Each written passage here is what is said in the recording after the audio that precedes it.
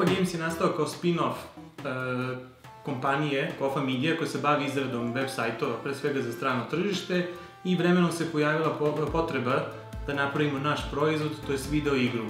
U tom trenutku smo formirali Kofa Games, pre svega sa idejom da se fokusiramo na multiplayer igre sa nekim takmičarskim aspektom, pravljene za nove generacije. Tako i nastao Awakening of Heroes, pre svega igra okrenuta mlađoj populaciji za mobilne uređaje, tablete i smartfone, koja je takođe u istom trenutku i cross-platform, tako da može da se igra i na Steamu. Na taj način smo pokrili malo veću ciljnu grupu. Awakening of Heroes je nastao kao presek popularnog MOBA žanra sa nekim arkadnim elementima i sve to umotano u jednu sažetu i humorističnu priču. U toku razvoja igre krenuli smo prvo sa Facebook verzijom, iz jednog razloga što se jako lako širi i lako je za testiranje da prikupimo gomilu igrača. A posle toga smo prešli na Steam, brzo smo dobili se Greenlight na Steamu i kao krajnji cilj razvili smo i verziju za mobilne uređaje, prvenstveno za iPad, pa radimo i za Android. Ono što je jako interesantno kod svih ovih verzija jeste da svi zajedno igraju. Dakle, i oni sa Facebooka i sa Steama i sa mobilnih uređaja igraju zajedno u jednoj igri. Kad smo počeli sa razvojem igre, u to vreme jedini pristojan, da ne kažem i prihvatljiv engine koji smo mogli upotrebiti jeste bio Unity. Bilo je još nekih drugih, ali cena je bila prevelika, tako da smo se ipak za početak odlučili za Unity. Dobro, naš vizualni stil igre inspirisan maštom, inspirisan je nekim razdobljem 18. 19. veka i možda je najpribližnije povezan sa Alisom u zemlji čuda. Tema je jedan izmišljeni grad u kojem se obični ljudi bore da bi probudili heroja u sebi.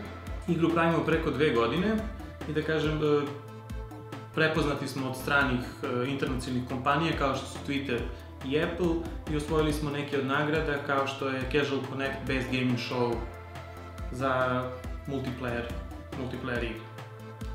Ono što je najveći izazov u ovom pravljenju igre, da kažem s tehničke strane, je konstantna evolucija platformi na kojima se igra. Tableti non stop napreduju, menja se okruženje, menjaju se navike igrača, a sa druge strane, kao što sam rekao, igre kroz platform, tako da moramo da pomirimo i različitosti između mobilnih uređaja i desktop mašina. Ne spada samo user interface, već su i navike igrača, njihovo očekivanja i tako dalje. Naši heroji su drugačiji u odnosu na heroje u drugim igricama zato što smo inspiraciju tražili u običnim ljudima. Zato što smatramo da običan čovek nosi heroja u sebi.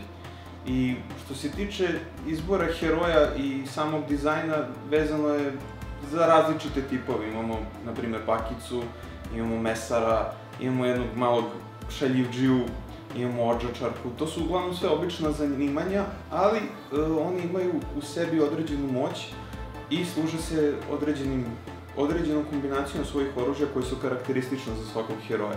Tako recimo Bakica baca zapaljene ćufte na svog protivnika i ima protezu koju ostavlja na zemlji koja grize protivnika kad nađe na njega i onako najreprezentativniji njen aspekt je kada baci tortu na protivnika koja se zalepi i eksplodira posle par sekundi.